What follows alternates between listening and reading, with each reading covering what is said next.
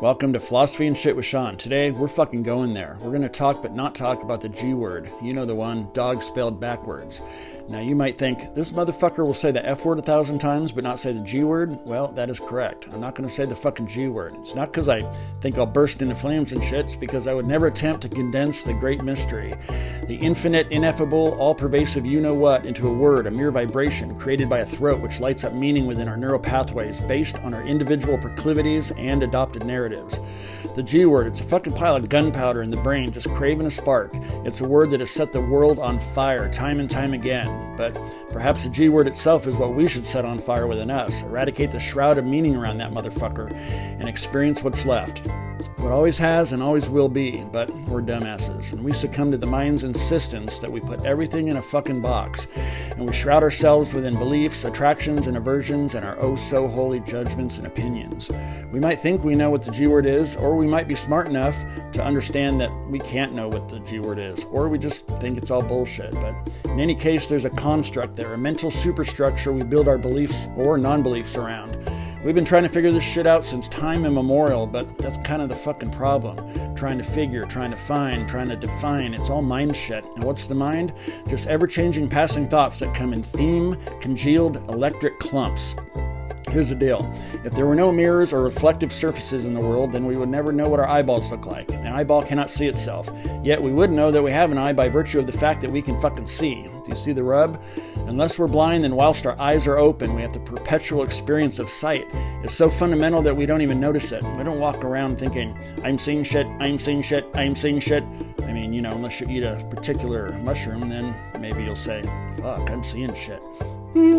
Anyway, the point is that we don't think about seeing, we just fucking see. As long as we use the G word, then we have fundamentally separated ourselves from it. We've created a subject, ourselves, and an object, the G word. No matter how brilliant or resplendent your descriptors may be, it's just mind shit. Now, I've got no problem with motherfuckers anthropomorphizing existence. It's just what we fucking do. But we cannot transcend the boundaries of our mind solely using the faculties of our mind. How do we make a fucking eyeball see itself? Well, we can't, so we look for reflections. Our early ancestors saw the big G as natural forces, which they gave human attributes in order to have something to hang their hat on. Then later on, we humans figured out that it can be a means of control if the right spin was put on it. It's one thing to say, hey fucker, you're getting locked up, versus, hey dumbass, go against the big G and you're going to hell for eternity. Now here's where it gets fucking weird and interesting. The eye cannot see itself, but it can. I think you'd be quite surprised at how many motherfuckers have woken up from the one dreamer's dream, who through some mysterious providence have had their identification with mind and thought eradicated long enough to expose the substratum of existence. It's not a word or a description, thus it is non-transferable by language, written or spoken. You can't draw it, sing it, or paint it. There's no fucking interpretive dance you can do. It's just within you. It always has been, it must always be. It is like a vast nothingness that's somehow awake. It's like awareness but without the of. It's only experienced as experiential awareness.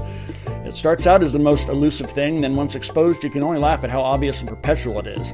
It's when your awareness is perpetually aware of your own substratum of awareness, whilst also being aware of objects of the world, and there is no separation or distinction other than the now obvious aperture of the mind, which the ineffable wakeful nothingness witnesses as consciousness. Nothing other than itself, the manifestations of the unmanifest. It's like that, but it's not like that. It's the fucking eye seeing itself, it's the mouth eating itself. It's a miraculous and mundane. It transcends the alpha and omega. It could never be just a word or any string of words. And as I've said, you can't describe it, but you can experience it. And you can collaborate and fucking live it. How I wish I could truly dissect it in a way that's relatable, like a hot knife through a turd. Right, I think that hot knife through butter. Hot knife through butter, fuck it. This is as good as it gets for now. For those who are desperately trying not to just peek behind, but pull down the curtain of reality, just keep fucking doing whatever you're doing. If the fire of aspiration is burning hot as fuck in your middle, it seems to have a way of manipulating reality, putting just what you need before you at just the right fucking time. The only thing that needs doing is to explore fully whatever exists in the moment that it comes, be it religion, spirituality, philosophy, fucking science, even atheism can be a portal to the one thing true. But then when a new paradigm that aligns better with your aspiration appears, let that old shit go, and by doing so you begin weakening the bonds of identification within the mind until the thing happens. I'm not going to name the fucking thing either, but it's an event of sorts that no amount of effort will trigger, and yet effort seems to be required. It's a mystery how, when, and why the unnameable vastness swallows us and begins to digest the layers of identification until there's nothing left and exposing what was already there. Should this thing happen, it may initially seem that existence itself is finally taking pity on your ass, but in the end, all that's left is existence, and that existence always has been and always will be you. Even now, whether bound by thought or awake by providence, we are all that fucking thing. I know it sure fucking seems like we're a me, but there is no seam in a dream. Try to find any object perceived in a dream that's not you. Some dream object, some dream person, some dream place that's not your own consciousness interacting with itself. A dream is a sandwich made of soup. Expand that paradigm to your life and expose the one thing true. That one fucking thing is you. Toodaloo.